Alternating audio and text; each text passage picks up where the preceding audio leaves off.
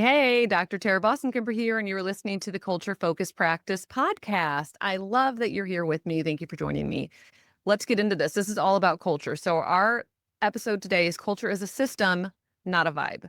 And basically, it's time to just kill the myth that culture is a vibe. I mean, yeah, okay, it kind of is a vibe, but it's not just something you feel from your vision board, that you created 10 years ago and you're still trying to bring to life. No judgment. I love a good vision board. It's a system. If we think about culture, we should be thinking about it as a system. It is a product of repeated behaviors, of values that we spend time setting and reinforcing.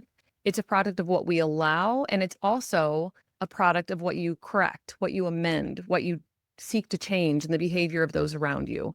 So, in this episode, we're going to unpack what culture really is inside of a group practice and how to build it with intention instead of vagary and vibes. If this podcast has resonated with you so far, then make sure you subscribe if you haven't already. The more we do that, the more that this content can hit like-minded people who need the same message that you are getting. So do that, please, before we go on. Agenda, just real quick to make sure we put some parameters on the episode. We're going to talk about how culture doesn't equal vibes. We are going to focus on where we get it wrong. We're going to talk about culture as a system, and we're also going to talk a little bit about fixing cultural drift. So let's get into it, shall we? Number one, culture does not equal vibes. I love vibes for the record, but culture isn't just energy or morale or how your team feels about you. That stuff is all important, but that's not all of it. And so I think sometimes when I go to talk about culture, people end up feeling like it's really abstract and really esoteric. Yeah, I think that the product of a really healthy culture or of a really shitty one is that you feel it as soon as you start interacting with the system. It's not something that can be avoided, but just because you feel it when you interact with the system doesn't mean that there's not intentionality or lack thereof behind creating it. I think of it almost like a thermostat. If you set your thermostat to 70 degrees, the system in the background is kicking on and off to adjust the way that the space feels. So when you walk in, there's a temperature that's relatively set. It might be high or low depending on the weather outside of the building, but broadly speaking, the temperature is kind of set. You walk in and it's noticeable, you feel it. That kind of feels like culture to me, where you walk into a space and you get the sense for what the culture is, but that's not how it's built or created. And so to interact with it is a specific type of experience with culture. To intentionally build it means we have to change our mindset and think about it in a strategic, systemized way. Because culture isn't just vibes. The temperature is the product of what we set the thermostat at and how we ensure that it's functioning. That's on us. If I want to be a little less abstract right now, I would say culture is a system. It's dynamic first and foremost. So that means it's not a static, set in stone thing. It's a dynamic, ever evolving, organic, malleable system. It reflects what's rewarded, what's tolerated, what's corrected, what's ignored, and daily interactions. So all those little micro moments you have with people around you, all of those things matter. All of those things feed into a healthy culture or an unhealthy culture. Culture is about how we do things. It's whether or not how we do things aligns with what we say we value. So if I were to ask you about a decision you made lately, and if I said, okay, run it through a values-based lens, did you make decisions with values in mind would be my first question. My second would be, did the decision you make align with the values? So theoretically, you didn't run it through a values-based, list of questions, but does it align with your values?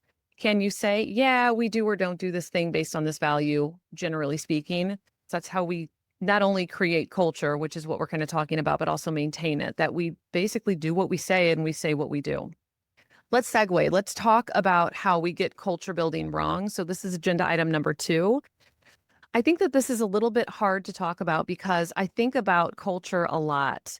I read about it. I think about it. It's kind of a constant framework in my mind, So it's hard for me to extricate myself from how it lives inside of me. A lot of what we've built out has been through a cultural lens. And so I'm going to talk about how culture building is wrong, how we get it wrong, excuse me. And so just give me a little bit of grace as we have this conversation because some of this might be obvious and some of this might feel really over your head potentially or really, really hard. And for me, it all feels like the shit that's too important to let go of. So, yeah. All right. So let's do this and where we get culture building wrong. One is thinking that it's just all about the perks. It's all about the benefits. It's about happy hours. It's about bonuses or beanbag chairs in the shared office space or having a one-day retreat each year or sending out a little birthday gift email or something. Those things can be important. I'm not saying that those things are not important because we absolutely do some of those things. But that's not solely what's needed to build a healthy culture. Those can be outcomes of a healthy culture. They can be things that we focus on and we seek to do as a result of conversations around how we meet certain values-based needs, for example. But doing that and saying, well, this is how we're going to have a healthy culture is we're going to have make sure everyone has snacks at work, or we're going to make sure that everybody has beanbag chairs in the shared office space. That is like a Band-Aid on top. That's not something in and of itself that's going to create a healthy culture. It can be a product of a healthy culture. It will not be the thing that gets you a healthy culture. I hope that that makes sense. Another way that we get culture building wrong is that we avoid hard conversations. By this fucking point, you should know exactly how I feel about hard conversations. They are needed, they are wanted, they are necessary. I love them. They're super hard, still need to happen, still really impactful, really healthy when done well. I should caveat that. They are healthy when they're done well. So, when we avoid hard conversations to keep morale high, well, one, I would say we're absolving ourselves of the responsibility of leadership. Two, I would say we are potentially ignoring and avoiding cultural issues, behaviors that are going to erode culture that somebody else might be doing. So maybe Joe is doing something kind of shitty, like he's saying not very nice things to his colleagues, and it's kind of in passing and it's a little bit petty or a little bit passive aggressive. By not having that hard conversation, we are, again, absolving ourselves of responsibility as leadership. We're also avoiding or ignoring Joe's behavior. But then further, we're sending a message that this behavior is okay. And that's to the entire team. The entire team knows this is happening, and yet somehow nobody's seeking to stop it. You can also think of avoiding hard conversations through the lens of metrics, for example. So if we say that one of our values is exceptional clinical service, as an example, or just exceptional service overall, but somebody is really underperforming and we're not addressing it with them, we are not living out what we say we do. We're not living out the values that we purport to have and believe in and stand by. We are acting in the exact opposite way. And additionally, we're not helping anybody. If Joe knows he's underperforming, I'm picking on Joe. I don't know who the hell Joe is, but if Joe knows he's underperforming, he's not providing exceptional quality services. He's not getting documentation done on time, whatever exceptional quality or, high quality looks like for you. He knows that this is happening. He's probably not dumb. And so he's avoiding a conversation. You're avoiding a conversation. The entire team knows there's this, anchor, and that's not getting done what needs to be done. What message is that sending? So avoiding a hard conversation because you're afraid it's going to drop morale is the exact counterproductive thing you should do to keep your culture low. If you want a healthy culture, you need to have those hard conversations. And in having those hard conversations and being real with people, that is what keeps morale high. I say being real with people, and I should also probably always caveat that with in a healthy way. So bringing somebody into your office and giving them a dressing down and chastising them and making them feel shitty is not also a healthy culture. Having a kind and honest and direct conversation about underperformance, for example, that is healthy culture. That's what it's about. A third thing that we get wrong about culture building is that we rely on things that we've written a long time ago, but that we never revisit and that we don't ever talk out loud about. So, for example, if I say, hey, do you have a vision or a mission statement? And you say, oh, yeah, we definitely have one of those. And I say, cool. What is it? Without looking, tell me what it is. If you can't tell me, there's no fucking way your team knows. 0% chance. No way they're going to know. They're not going to know. You don't even know. How are they going to know? But the other piece is that even if you do know, your team probably still doesn't know. And that's not any shade at them. I remember there was something, maybe it was a Harvard Business Review. I don't freaking know. But one of the articles I read was something about vision statements or missions and how executives thought that most of their employees knew what the vision was or what the mission was. And the reality is that the vast majority of employees had no idea. I mean, it was like a difference of 60% between what executives thought and what employees were reporting.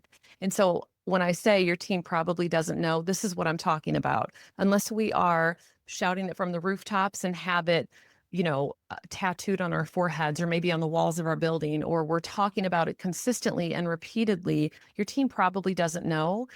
And further still, if you are a person who created this and then sort of let it sit, they definitely don't know. That's another thing that we get wrong about culture building. We think it exists and so therefore it's in place, but that's not really the case. The last thing we get wrong about culture building is very, very similar to the vision and mission issue, is that we think that our team understands and lives out our values because we have them written down. They don't know. Even my team, I love my team. Sometimes they need prompting. We'll get it where I'll ask the team, okay, you hit me up. What are the values? Okay, you tell me, how do these get lived out? They'll get there. And there might be one that is the sort of the forgotten value that people don't think as much about. But they get to it. They remember, they give examples. That's what we're after. We want to make sure our team understands that these values should be lived out. We should be celebrating them. We should be hiring based on them. We should be terminating based on values misalignment. And also, we should be talking about them consistently enough so that people all around us know this is who we are, this is what we're about. So closing that out, just because you wrote them once does not mean that your team knows what they are. Just because you talked about them at a meeting once doesn't mean your team knows what they are. And to make that assumption is where culture building can go wrong. I think like one of the maybe main pieces too where we get culture building wrong is that we think people know more than what they actually do know.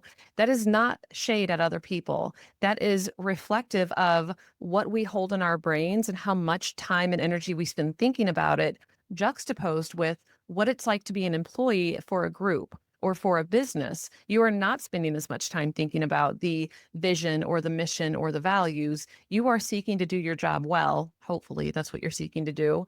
And so I don't think it's fair to assume that everybody's going to know and integrate this in the same way that I do or that I expect leadership to.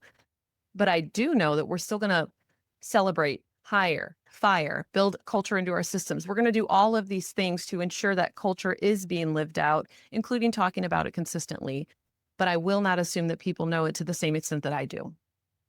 Okay, let's keep going. Agenda item number 3. This is how culture becomes a system.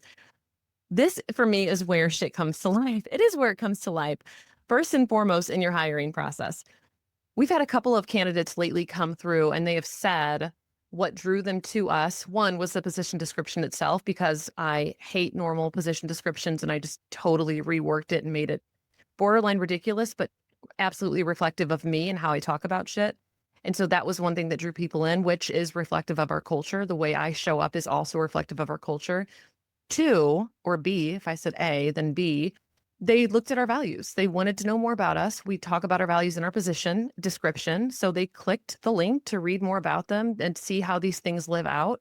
That's before they even apply. They have access to this information.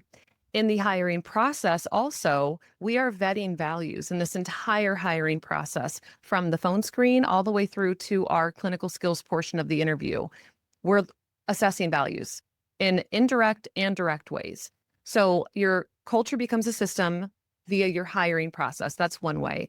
Another way is onboarding. So if we're taking hiring and we're going to, follow it through to its logical conclusion, we're going to close out an onboarding process.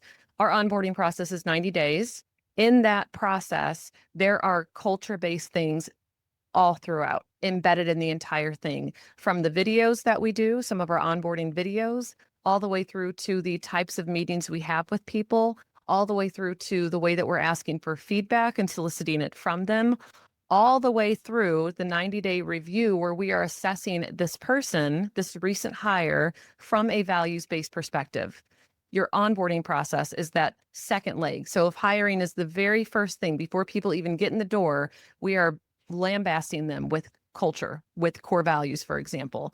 Same thing with our onboarding process. Not only are we baking in values-based things, but we're also in a position where we get to really reinforce messages that we're seeking to cultivate. We get to really reinforce messages with the people that are new, including how we show up together, what we expect, how we talk through hard things, etc.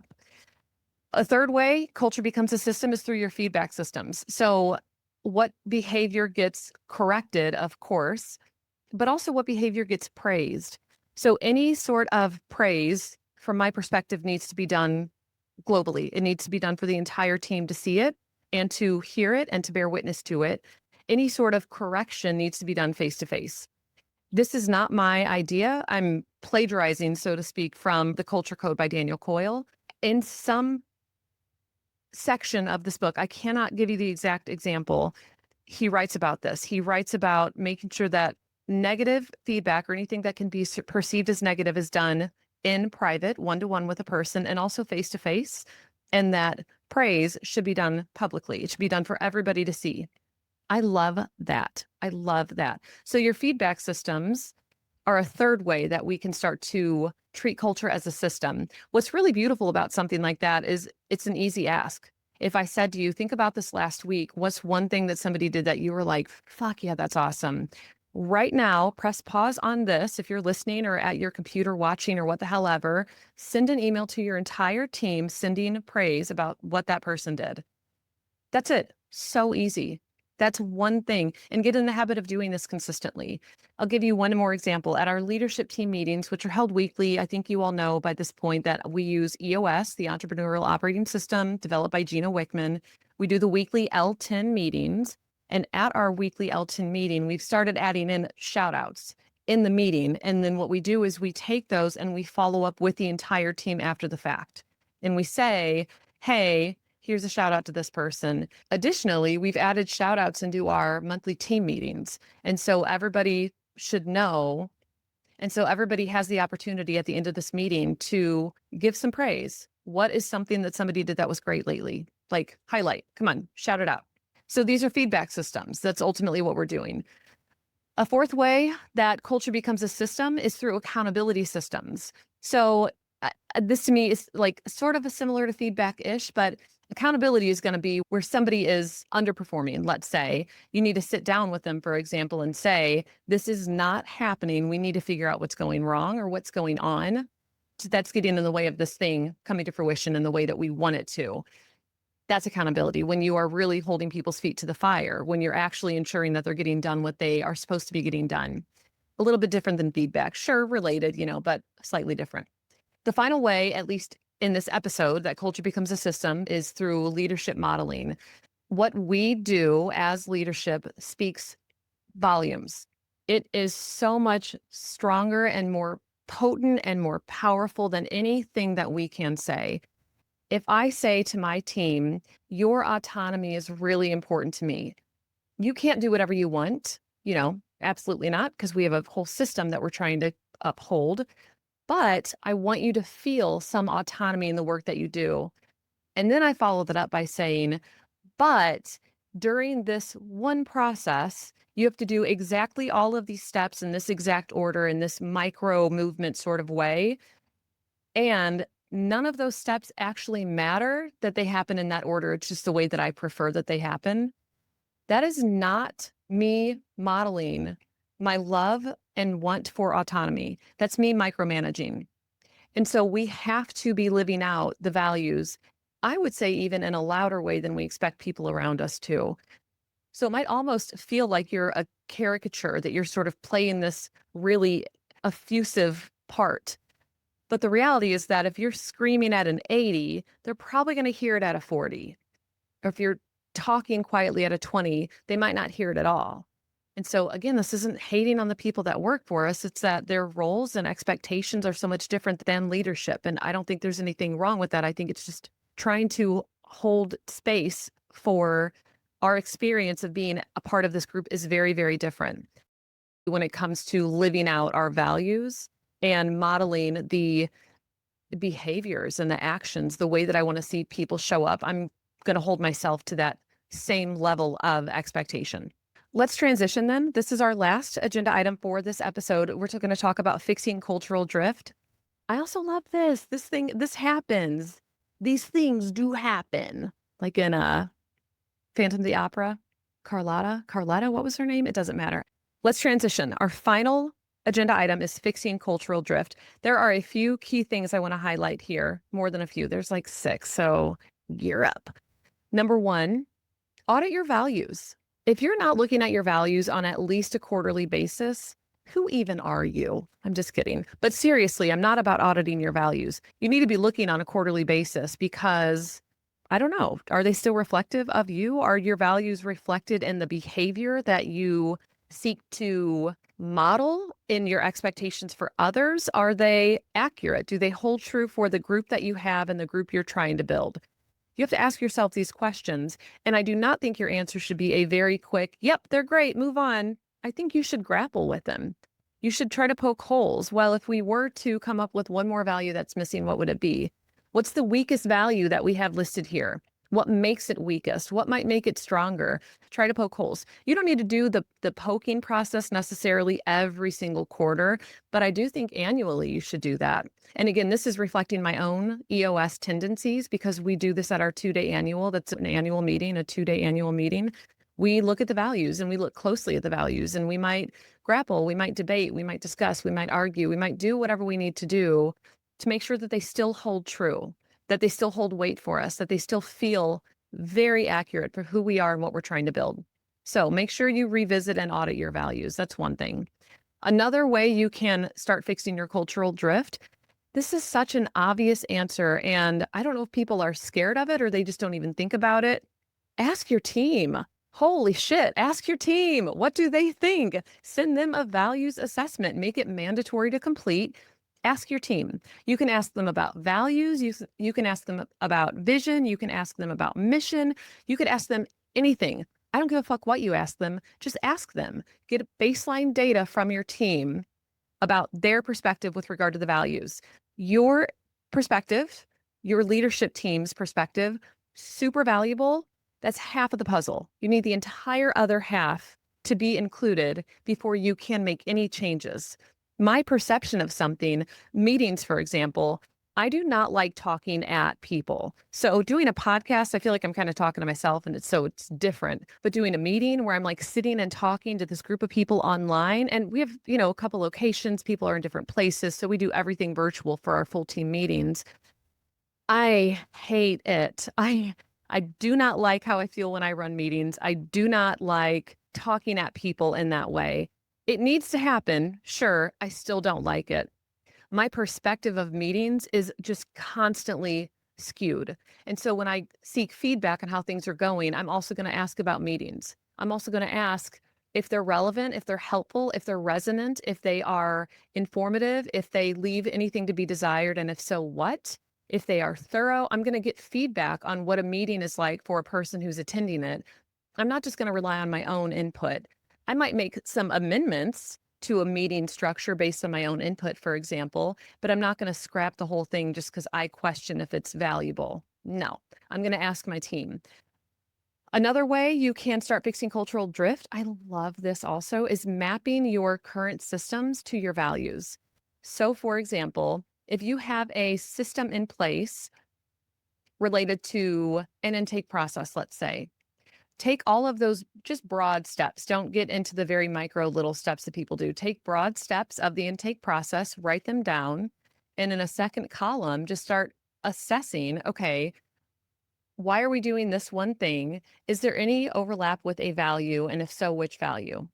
So another thing you can do to start fixing cultural drift is checking for misalignment between words and rewards. So if you are saying that, let's say interdependence is really important to you, and you are not celebrating people who are really tuned into interdependence or who are acting in ways that it's obvious where they are thinking about this interdependence. One, if you're not shouting that out and not celebrating it, That's problematic in my mind. And then the second piece is that's also something where you might start to consider little bonuses. Like, how are we rewarding people who are acting out values? It doesn't mean you need to reward every person who acts out values all the time. It could be where you do something like there's a quarterly draw for a $50 gift card somewhere, and you get entry into that raffle or into that draw by living out values.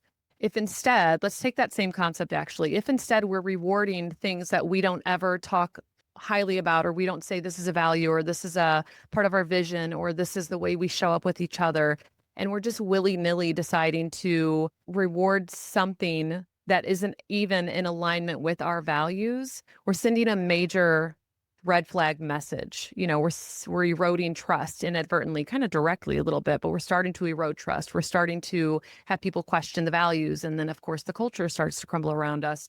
So just check, is there anywhere in our leadership processes or anywhere in our ops team or our work processes period where we can see a misalignment between what we say we want and then what we actually reward? Ooh, we're almost there. Stay with me. So the fifth way to start fixing cultural drift is through feedback loops. You can set it and forget it in terms of you have a weekly email with a survey link that goes out, and it's just schedule, send, repeat. You have it, you can do things like that. That's what I mean by set it and forget it. I mean the call for feedback. Or if you want more involvement and control, it might be something where you, on a monthly basis, you're pulling two people from the team and you're having a specific style of conversation with them. Basically, you want to assess with your team, what feels off, what feels unclear. What do you know about our culture? What do you like about it versus what would you like to see? What would you like to see reflected in how we show up with each other, et cetera? In essence, we just want a way to be able to get feedback from the people around us because, like I said, all of these people around us are at least half the puzzle, if not more than. Your view is different and your obviously involvement is crucial, but they are equally important in a very different way. Okay, the last way to start to fix cultural drift is treating cultural cleanup like an operational task, like an operational project. This is not extra when I have time work. This is foundational level required for the sustainability of your business work. It cannot be ignored. It cannot be forgotten.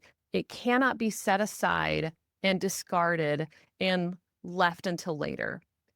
It's crucial. It's integral. It's foundational. It needs to happen now, and it needs to be treated like a system and not like some half-assed thing. We can vibe later. No, the fuck you can't. You need to do it right now. Think of it like a system. Think of it like projects, operations, tasks, etc. I'll close this all out by saying I am the visionary at my business, and then one of my main responsibilities is culture. Like, that's literally one of my main responsibilities. So from my perspective, it is so important that it requires its own broad thematic responsibility associated with the visionary role of the business. It's not something I personally, but I think should ever be forgotten or let go of. It needs to be front and center in everything you do. And one of the easiest ways of doing it, if all of this felt like overwhelm for you, you're listening and you're like, oh, geez, Louise, how am I going to do any of this? The most simple thing I can ask you to do is to run all of your decisions, conversations, processes through a cultural lens. That's it. Even if it's just your core values, when you go to make a decision with leadership, for example, you and your leadership team are sitting talking about a decision, bring up the question, okay, let's look at this process or this decision through a cultural lens. What core values are we living out? What are we missing? Are we doing anything that would go against our core values? If so, how? And then go from there. Simplest thing you can do. You have other lenses. You probably have an HR lens. You probably have a legal lens. You probably have a clinical lens. I'm saying, cool. Also, you need a cultural lens. Culture is not created on accident. It is created intentionally. A lot of leadership will treat it as a byproduct, and it should be instead front and center. If you really want to focus on systematizing your culture and building alignment that sticks and that you can expand within your group, consider joining the membership. This is something that we focus on heavily in there. You can join at www.taravossenkemper.com/the-membership. That's where you sign up. That's where you join. That's also where you see what it's all about on that website page. So, and that, my friends, is all I got. I actually have a lot more, but that's all I'm willing to talk about right now because this probably is already long enough. So, lucky for you, we're wrapping up. Thank you for being here with me. I said it earlier, but I'll say it again. Subscribe to keep following. Make sure that more people like you who need to hear this get to hear this. And I so appreciate your time. I really love that you are here with me. And I'll see you next time. Okay, peace out. Bye.